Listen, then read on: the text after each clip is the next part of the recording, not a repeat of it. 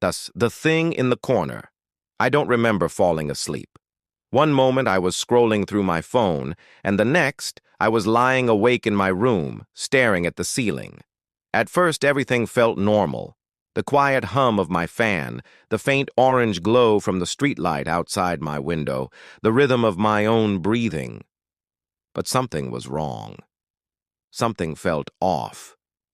The corner of my room by the dresser was too dark.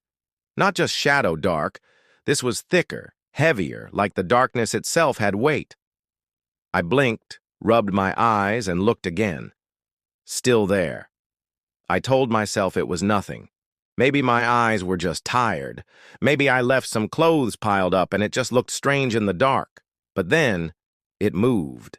Not much at first, just the faintest twitch, like something adjusting itself. I froze, my heartbeat hammering in my ears. My brain searched for excuses. Maybe a trick of light, maybe I imagined it. But then it unfolded. Long arms stretched outward, bending in ways arms shouldn't. I could see the outline of fingers, far too many fingers, grazing the floor. My stomach turned cold. I wanted to scream, but nothing came out. The thing didn't walk. It crawled. Slow, deliberate, with every movement sounding like bones snapping, joints twisting. It dragged itself out of the corner, and as it moved, the dark seemed to follow. Swallowing the light from the window, the smell hit me next. Damp earth, rot. Like something that had been buried deep underground and pulled itself free just to crawl into my room. I fumbled for my phone on the nightstand, desperate for light. My hand shook so badly that I almost dropped it. The screen finally lit up, and for the briefest second I saw it. A face stretched too long, a mouth that opened too wide. Rows of jagged teeth, far too many to fit inside something human, and the eyes. God, the eyes. Milky white, glowing faintly and locked directly on mine. The light flickered. My phone died, and then there was nothing but darkness. The sound came next, the scraping of nails against the floor, dragging itself closer. My bed frame groaned as if something heavy pressed against it. I felt the mattress dip at the bottom, weight pushing down, then shifting.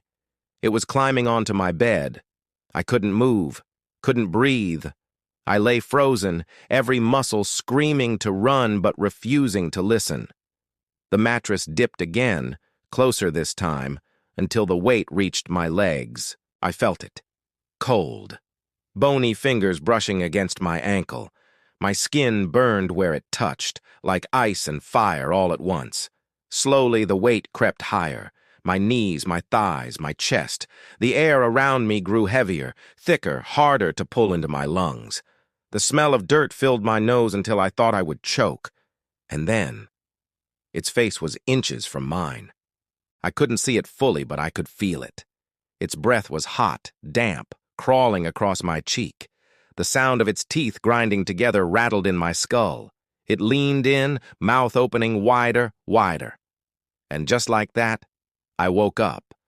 At least I thought I did. I shot upright in bed, gasping for air. My room was quiet again. The streetlight still glowed outside. My phone lay dead on the nightstand. I told myself it was just a nightmare, just a dream. But then, I noticed the corner. It was still too dark, and this time, it wasn't waiting. It was already smiling.